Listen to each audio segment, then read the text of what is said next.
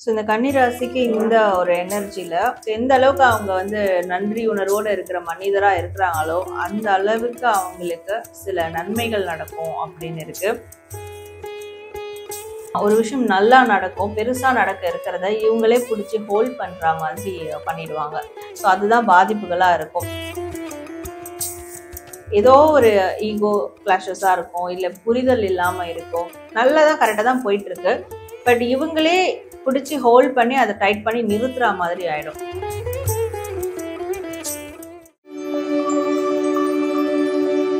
கன்னி ராசிக்காரர்களுக்கு இந்த சந்திர கிரகணத்தின் மூலமா பிரபஞ்சம் சொல்ல வர செய்தி என்ன?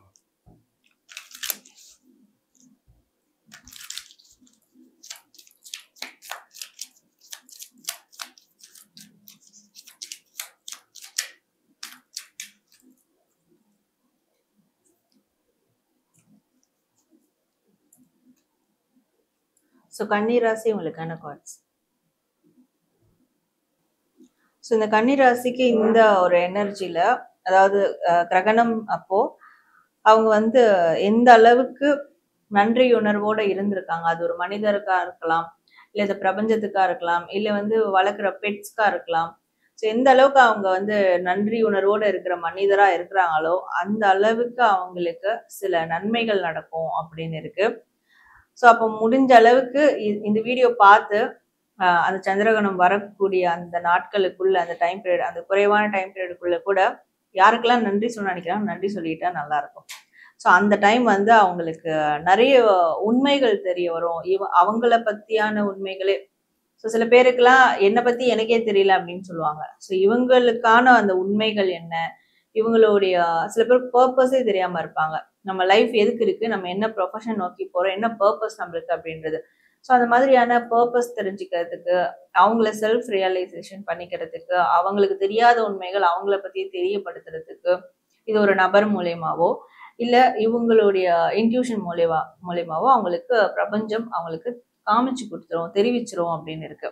ஸோ அதற்கு முன்னாடி இவங்க அந்த பிரபஞ்சத்துக்கு நன்றி உணர்வோடு இருக்கணும். அண்ட் சுற்றி இருக்கிற எல்லார்கிட்டையும் இவங்க யோசிச்சிருக்கலாம், ஏதாவது ஒரு விஷயம் இவங்க யாருக்காவது ஹெல்ப் பண்ணியிருப்பாங்க, இவங்களுக்கு யாராவது ஹெல்ப் பண்ணியிருப்பாங்க. ஸோ அவங்களுக்கு அந்த டைம் இவங்க தேங்க் பண்ணாம கூட வந்திருக்கலாம். அது ஒரு நெருடலா கூட இருந்திருக்கும். ஸோ அந்த நபர் இப்போ வந்து கான்டாக்ட்ல இருக்காங்கன்னா கால் பண்ணி தேங்க் பண்ணிடலாம். இல்லை கான்டாக்ட்ல இல்லை, அவங்க யாருன்னே தெரியல, பட் அது எனக்கு ஒரு நெருடலா இருக்குன்னா ஸோ அதை கூட பிரபஞ்சத்துக்கிட்ட நான் உங்ககிட்ட இந்த கிராட்டிடியூட் பண்றேன், நீ சம்மந்தப்பட்டவங்ககிட்ட சேர்த்துரு எனக்கு அப்படின்ற ஒரு மன நிறைவை அவங்க எடுத்துக்கலாம். இந்த கிராட்டிடியூட் பண்றதுனால இவங்களுக்கு கண்டிப்பா ஒரு பவர்ஃபுல்லான எனர்ஜி கிடைக்கும் அந்த டைம் அவங்களுக்கு. அண்ட் செல்ஃப் ரியலைசேஷன், அவங்களுக்கு என்ன தேவைன்றதே அவங்களுக்கு வந்து தெரிய வரும் அந்த டைம். ஸோ அதே மாதிரியான ஒரு சீக்வன்ஸை யூனிவர்ஸ் அமைச்சு கொடுக்கும். Okay ma'am. கன்னிராசிக்காரர்களுக்கு இந்த சந்திர கிரகணத்தின் போது என்னென்ன பாதிப்புகள் நிகழும்? ஸோ பாதிப்புகள்னும் போது ஒரு விஷயம் நல்லா நடக்கும், பெருசா நடக்க இருக்கிறத இவங்களே பிடிச்சி ஹோல்ட் பண்ற மாதிரி பண்ணிடுவாங்க. ஸோ அதுதான் பாதிப்புகளா இருக்கும். ஏன்னா ஏதோ ஒரு ஈகோ கிளாஷஸா இருக்கும், இல்லை புரிதல் இல்லாம இருக்கும். ஸோ அந்த சைட் நல்லா போயிட்டு இருக்கு எல்லாமே, ஒரு ரிலேஷன்ஷிப்பா இருக்கட்டும், இல்லை பிசினஸ் ரீதியா இருக்கட்டும், வேலை ரீதியா, இவங்களுடைய பேஷன் ஓரியன்டா இருக்கட்டும், நல்லதான் கரெக்டாக தான் போயிட்டு இருக்கு. பட் இவங்களே பிடிச்சி ஹோல்ட் பண்ணி அதை டைட் பண்ணி நிறுத்துற மாதிரி ஆயிடும். ஸோ அந்த மாதிரியான அப்போ அதற்கான ஒரு கான்வர்சேஷன், அதற்கான ஆக்ஷன்ஸும் அந்த டைம்ல எடுக்காம இருக்கிறது பெஸ்ட். ஸோ எடுக்கிறேன்னு சொல்லிட்டு இவங்களே வந்து அதை சாப்பட்டாச்சுன்றதை லைக் ஸ்பாயில் பண்ணிட்டு ஸோ அதை பிடிச்சி ஹோல்ட் பண்ணி நிறுத்திடுவாங்க. நல்லா போயிட்டு இருக்கிறத பிடிச்சி புல் பண்ணி நிறுத்திடுவாங்க. ஸோ அதனால அந்த விஷயங்கள் நடக்க இருக்கிறதுனால ஸோ அதற்கான ஆக்ஷன்ஸ் எதுவுமே எடுக்க வேண்டாம். அந்த டைம்ல ஒரு கான்வர்சேஷன் கூட மேக் பண்ண வேணாம் அப்படின்னு இருக்கு. சந்திர கிரகணம் நடக்கக்கூடிய அந்த நேரத்துல கன்னிராசிக்காரர்கள் என்னென்ன விஷயங்கள் பண்ணும்போது அவங்களுக்கான முழு பலனும் கிடைக்கும்?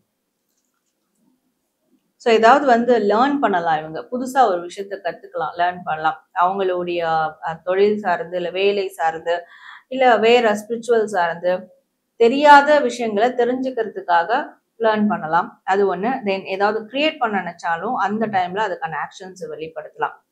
ஸோ சும்மா முடங்கி உட்காந்து எதை பத்தி யோசிச்சுட்டு இல்லாம ஏதாவது இம்பார்ட்டண்ட்டான புதிய விஷயம் யூனிக்கா இருக்கணும், இவங்க தரப்புல அது வந்து யூனிக்கா இருக்கணும் அப்படின்ற விஷயங்கள் செய்யணும்னு நினைச்சாங்கன்னா அதுக்கான ஆக்ஷன்ஸ் தாராளமா அந்த டைம்ல எடுக்கலாம். அதை பத்தி திங்க் பண்றதோ இல்ல அதை பத்தி வந்து சில பேர் ரிட்டர்ன் பண்ணி வச்சுப்பாங்க, அந்த டைம்ல என்னெல்லாம் வருதோ ரிட்டர்ன் பண்ணி வச்சுப்பாங்க, அந்த மாதிரி எழுதிக்கிறதோ இந்த மாதிரியான விஷயங்கள் ஆக்ஷன்ஸ் வந்து மேற்கொள்ளலாம். ஓகே. நீண்ட நாட்களா மனசுல இருக்க விஷயங்களை அவங்க எழுதுறது ஆமா, மூலமா அவங்களுக்கு. அந்த டைம் ஏதாவது கிரியேட் ஆகும், அதை ஓகே வந்து சேவ் பண்ணி வச்சுக்கணும். ஓகே. இப்போ செப்டம்பர் 7ஆம் தேதி வந்து சந்திர கிரகணம் நிகழ இருக்கு. இந்த கிரகணத்துக்கு நம்ம டாரோ கார்ட் ரீடிங் மூலமா 12 ராசிகளுக்கும் பலன்கள் கேட்டு தெரிஞ்சுக்க முடியுமா? சார், ஏன்னா இது வந்து எனர்ஜி பேஸ் பண்ணதா டேரோ கார்ட் ரீடிங்.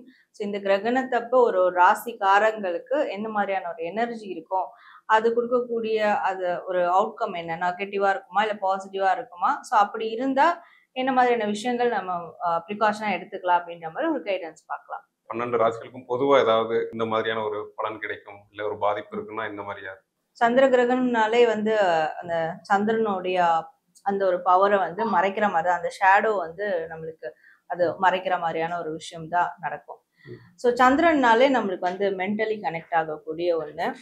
ஸோ மன ரீதியான உளவியல் சார்ந்த விஷயங்கள்ல சந்திரனோட வந்து நம்ம கனெக்ட் பண்ணுவோம்.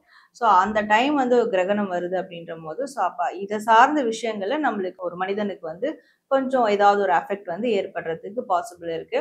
ஸோ அப்போ அந்த டைம் வந்து நம்ம ஏதாவது ஒரு மெடிடேஷன் எடுக்கிறது, இல்லை வந்து தேவையில்லாத ஒரு கான்வர்சேஷன், இல்லை தேவையில்லாத வேலைகள், இதெல்லாம் வந்து நம்ம அவாய்ட் பண்ணிட்டு ஒரு மெடிடேஷன் ப்ரேயர் இப்படி இப்படி வந்து அதை டைவர்ட் பண்ணிக்கிட்டா ஸோ அந்த மைண்ட் ரீதியாக ஏற்படக்கூடிய அந்த அஃபெக்ட்ல இருந்து நம்மளை காத்துக்கலாம்.